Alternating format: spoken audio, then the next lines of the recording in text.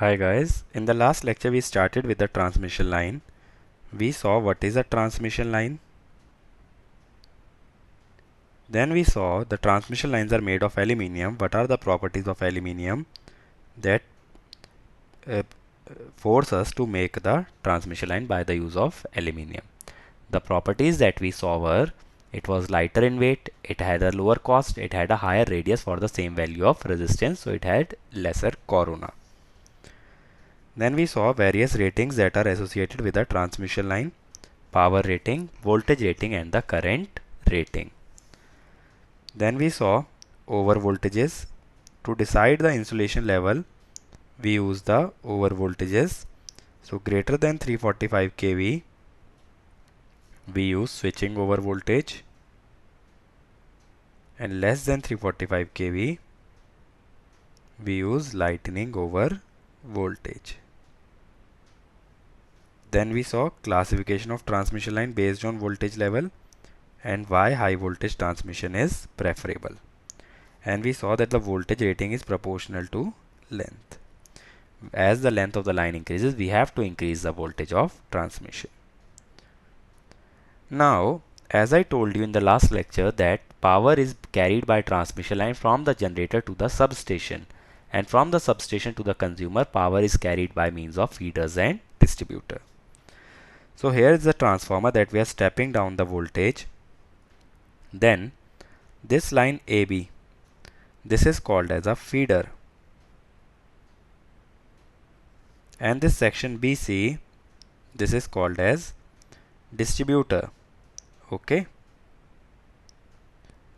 The difference between feeder and distributor is, in case of feeder, if you see, there is no load connected between A and B. That means if current I is flowing, it will remain same across the length. But here suppose I1 current is drawn, then here current will go I minus I1. Here if it was I. If I2 is going here, it will be I minus I1 minus I2. This way the current will vary throughout the length is called as distributor. Okay. So the line in which there is no load tapping and the current remains constant throughout the length is called as feeder, and the line in which tappings are provided and current varies throughout the length is called as a distributor. This line that connects the distribution transformer with the distributor is called as service main, and the line that connects the distribution transformer to the load is called as sub main. That means the transformer that is near to your home is your distribution transformer. The line that comes out of that transformer to your home will be called as sub main, and the line that goes into that transformer from the distributor will be called as a service main. So these are the types of transmission line that are used in a distribution system. So transmission line is a general term, as well as the lines that carry power from the generator to the substation are referred to as transmission lines. Now suppose we are given the same power transfer, same material and same length of the line. If we increase the voltage by n times, what will happen to cross-sectional area? So we are seeing, as we do the voltage scaling, how does the size of conductor vary? Now we know V2 by V1 is n, since the voltage is increased by n times. Power transfer is Vi cos phi. It is constant. So V1 I1 will be equal to V2 I2. That means V2 by V1 will be equal to I1 by I2 equal to n. Or we can say I2 by I1 is 1 by n. Okay. Now we saw if current density is constant, current is proportional to area. That means A2 by A1 will also be equal to n. So 1 by n. That means area becomes 1 by n times. Okay. So that is the effect of voltage scaling by a factor of n, that the area will become 1 by n times, or area is reduced by n times. Now how it will affect the losses? the losses in a transmission line are I square R, which means I2 P2 by P1 is I2 by I1 square into R2 by R1. So I2 by I1 square is 1 by N square. Now resistance is rho L by A, so it is inversely proportional to area. So R2 by R1 will be A1 by A2. A1 by A2 is N, so it will become 1 by N. That means losses are also reduced by N times by increasing the voltage by N times. Size of the conductor reduces, due to which the volume of the conductor will reduce, due to which the cost will go down. But the only cost increment will come from increase in the insulation level of the overhead insulator. In our next problem, it is saying same power transfer, same material, same length, and same power loss also. Now if we increase the voltage by N times, what happens to cross-sectional area of conductor? So we know voltage is increased by N times. So like last problem, I2 by I1 will be equal to 1 by N. Now we are saying loss is same, so I1 square R1 should be equal to I2 square R2. That means I1 by I2 square is same as R2 by R1. Now as we saw, resistance is rho L by A. So R2 by R1 will be equal to A1 by A2, because rho and L is same. Neither the material changes, neither the length. So I1 by I2 will become N square is A1 by A2. So A2 will become A1 by N square. So area is scaled by N square times if we keep the losses same. If the losses are not kept same, then area is scaled by N times. Here it is scaled by N square times. So the area of cross section reduces. So this is the design of a feeder. In case of feeder, the critical design criteria is the efficiency or the power loss in the feeder, because there are no loads connected to the feeder. But in case of distributor, the critical design criteria is the voltage drop, because each load must be supplied with rated voltage and rated frequency. If not rated voltage, at least a voltage close to the rated voltage. Okay, that is why critical design criteria is the voltage drop. Here the critical design criteria is the losses. So let us consider a case for distributor. For the same power transfer, same material, same length, same per unit voltage drop. So it is the case of a distributor. Okay. Now again we know V2 by V1 is given, and due to same power transfer, I2 by I1 will be 1 by N. Now voltage drop in case of distributor will be given by I into R. Here we are neglecting the reactance that we do mostly for a distributor. So PU voltage drop will be IR by V. Since per unit voltage drop is same, as I told you, to convert in per unit, we have to divide by the quantity having the same units. So IR has the unit of volt, we have to divide by the voltage. I1 R1 by V1 should be equal to I2 R2 by V2. So that means R1 by R2 is equal to I2 by I1 into V2 V1 by V2. So that is 1 by N square, and we know resistance is inversely proportional to A. R1 by R2 is equal to A2 by A1. So A2 by A1 will be 1 by N square. So area is scaled by N square times. So that is how the design or the size of the conductor is affected in case of distributor if we scale the voltage by a factor of N. Okay, so conductor size will be lesser in case of high voltage lines as compared to the low voltage line. So as we go from HV to UHV, the size of the conductor will go on reducing. Now let us consider the type of conductors. Till now we have seen how to determine the cross-sectional area of the conductor, how to determine the length of the conductor, and how to determine which material to choose, that is the resistivity of the conductor. But now, how would you determine the type of conductor or the shape of conductors? First one is a single strand conductor. Single strand means single wire. Now, the first thing that comes to mind is most of the conductors that we have seen are cylindrical. So why only cylindrical conductors? Why not any other shape? Okay. So let us see, consider a triangular shape. Here we have three edges. Edges is a sharp thing, so that means area is less. Okay, at any edge, since it is sharp, so area is less. Now current density is current by area.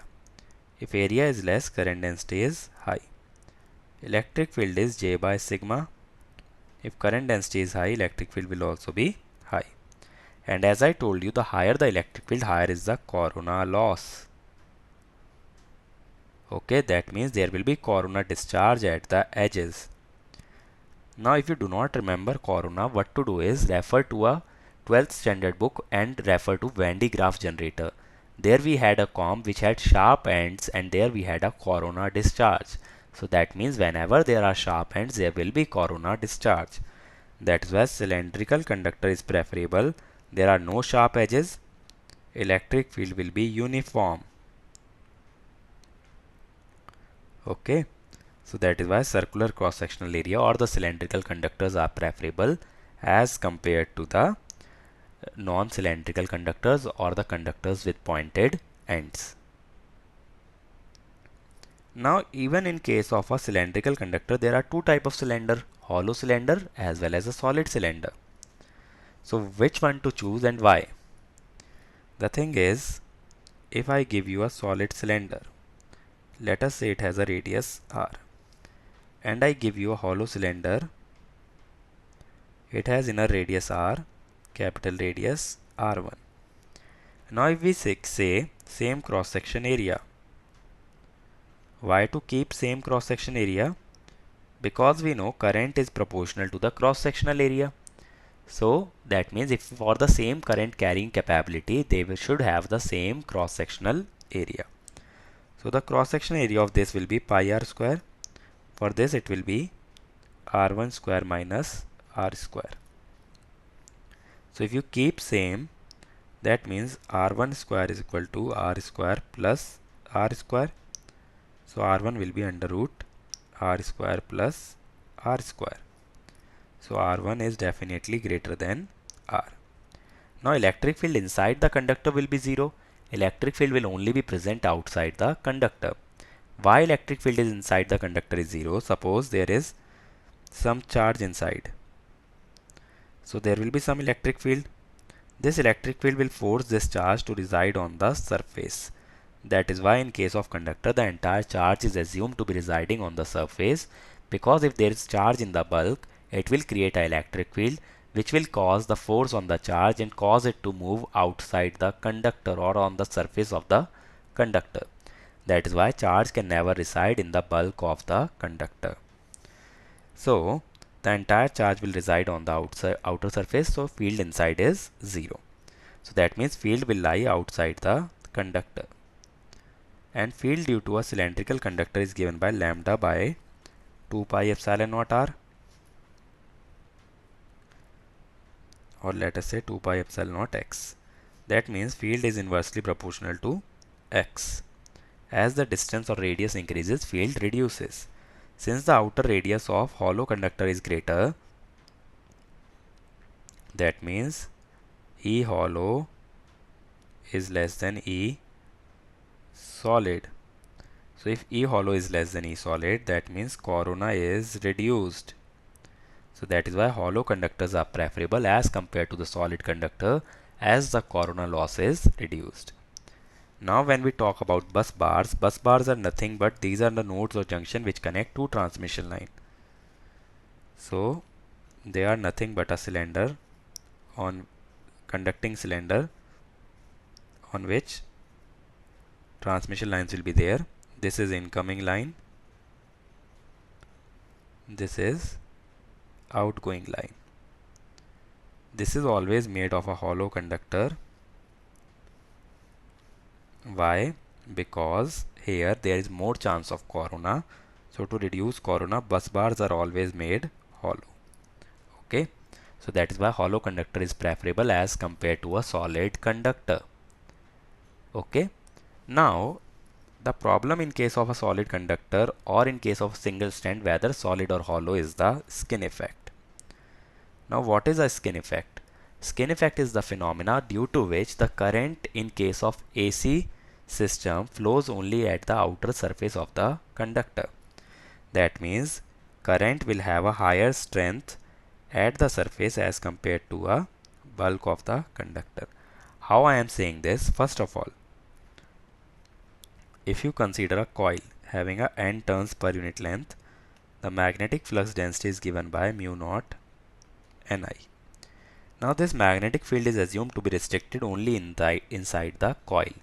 That means any turn inside the coil can create magnetic field only inside the coil. Magnetic field outside the coil is 0. So that is why when we divide the conductor into filaments like this, small filaments, then we will assume that the flux due to a filament will only link to the inside region. That means if we take filament number 7, outer 6, 5, 4, 3, 2, let us say like this. So the flux due to 7th will link all the filaments from 2 to 6, and the flux due to 3 will only link 2. Flux due to 4 will only link 3. So let me draw 2 or 3 filament to explain more clearly. Let us say 1, 2, 3. The flux of 3 and 2 will link 1. The flux of 3 will link 2, and there will be no flux linking 3. That means as we move outside, flux linkage decrease.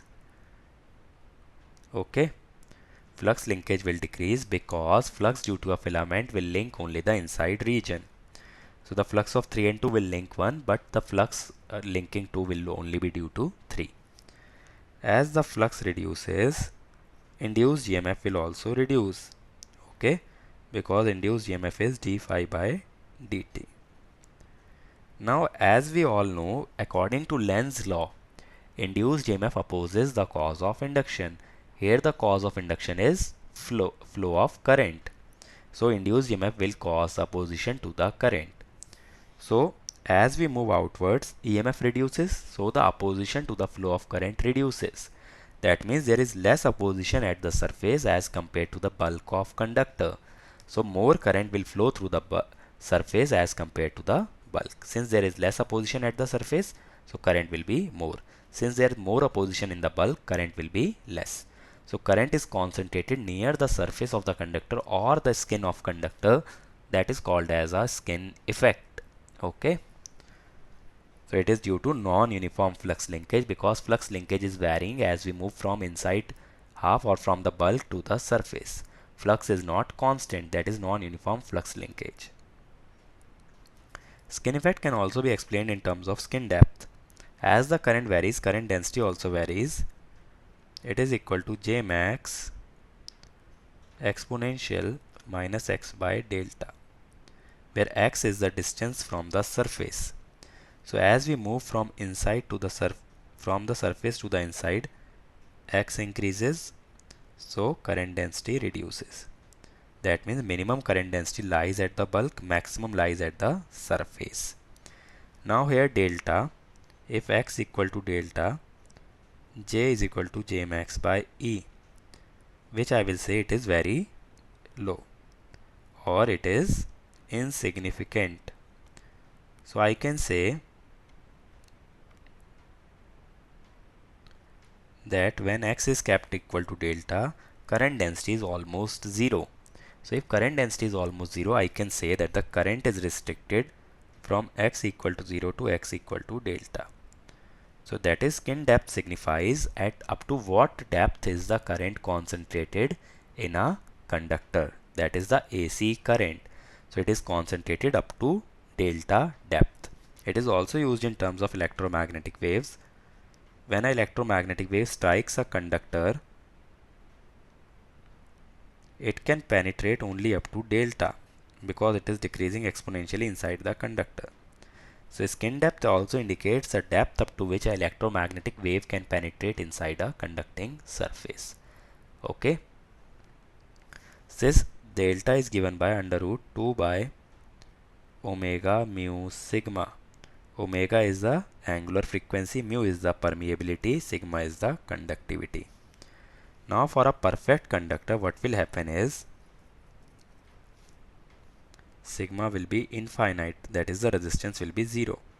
So delta is 0, that means J is equal to J max e raised power minus x by 0, that is 0. So current will not flow inside the conductor, it will only be restricted to the surface. There is no penetration. That means if we use a perfect conductor, even the electromagnetic wave cannot penetrate inside the conductor as the skin depth is 0. Skin depth indicates the effective depth up to which the electromagnetic wave can penetrate. It will not be able to penetrate. Since it is not able to penetrate, it can be used to shield any instrument from the effect of electromagnetic interference. Suppose I keep a ammeter here. Since the electromagnetic wave cannot be penetrating inside the conductor, so it will not affect the measuring instrument. That is why most of the measuring instruments are provided with a metallic shield so that electromagnetic wave cannot interfere with the instrument. So what happens to the electromagnetic wave if it does not penetrate? It will get reflected back. That is why perfect conductors are perfect reflectors of electromagnetic wave. They do not transmit any wave, they will reflect all the energy. Okay. So as we increase permeability also, the skin depth will reduce. As we increase frequency, the skin depth will reduce. That means skin effect is more prominent at higher frequencies as compared to the lower frequency. But what happens in case of DC? In case of DC,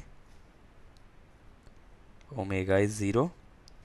That means delta is infinite. So J will be equal to J max exponential minus x by infinity. So that is J max. So current density does not depend on the distance, it is constant. So current density is uniform, or current is uniformly distributed in the conductor in case of DC, but in case of AC it is more concentrated near the surface of the conductor. Okay, so that is the concept of skin depth and the skin effect. Now the question that comes to mind is, how is it harmful? Why I am saying that skin depth is a skin effect is a disadvantage in case of solid conductor? The thing is, resistance is given by rho L by A, where A is the effective cross section area, that is the area through which the current flows. As we keep on increasing the frequency, delta goes on reducing. If delta goes on reducing, the effective area through which the current is flowing will go on reducing. If area reduces, resistance increases. So due to skin effect, current is restricted in a smaller area. If it is restricted in a smaller area, that means the resistance will be higher. That is why AC resistance is higher as compared to DC. In case of DC, the entire area is utilized as the current is uniformly distributed. So effective cross-sectional area is higher. That is why the resistance is lesser. In case of DC, resistance is given as rho L by A. Here A is the gross cross-sectional area or actual cross-sectional area, that is pi r square. But here A is the electrical cross-section area or effective cross-section area. Okay. So the factor of skin effect is the change in area that it brings. So skin effect factor is defined as K, which is equal to A by A. Since this factor will always be greater than 1, overall cross-section area is greater than electrical cross-section area. Okay. As skin effect increases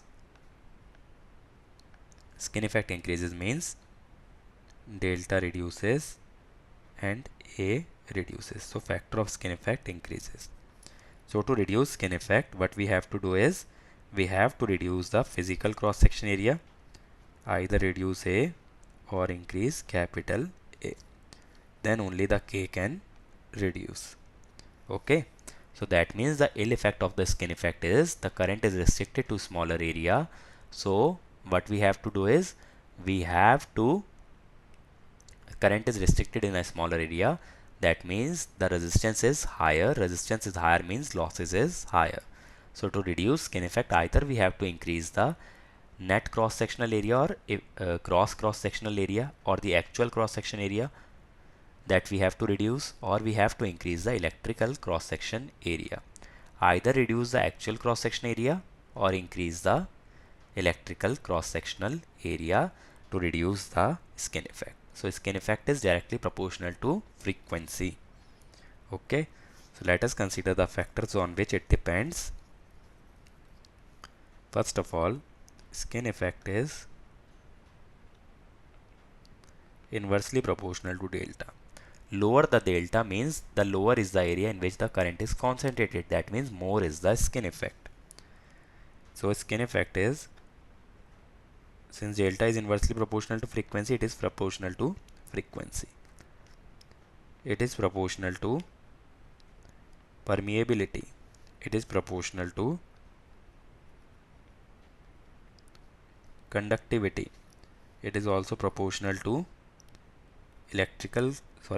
net cross sectional area. It is inversely proportional to electrical cross sectional area. So if you increase frequency, skin effect will increase. If you increase permeability, skin effect will increase. If we increase conductivity, skin effect will increase. If we increase net cross section area or the total cross section area, skin effect will increase. If we reduce electrical cross sectional area, then also the skin effect will increase. So to reduce skin effect, we have to decrease the gross cross sectional area, or pi r square. We have to reduce this, or we have to increase the electrical cross sectional area. So let us summarize what we have learned in this lecture. We first saw feeders and distributor. Feeder has constant current throughout the length, whereas distributor had load connected to it, so current varies. Then we saw solid conductor or a single strand conductor. We first saw why we use cylindrical conductor. Then we saw why we use hollow, because outer radius is higher, corona is lesser. Then we saw skin effect, that current is mostly concentrated near the surface in case of AC, whereas it is uniformly distributed in case of DC. So we saw due to skin effect, resistance increases as effective or electrical cross sectional area reduces. So to reduce skin effect, we saw either we have to reduce the overall cross sectional area, or we have to increase the effective cross sectional area. So we have to do either of these things to reduce the skin effect. In the next lecture, we'll see how we can change the construction of this conductor to reduce the skin effect. That is how we will make a new type of conductor in the next class.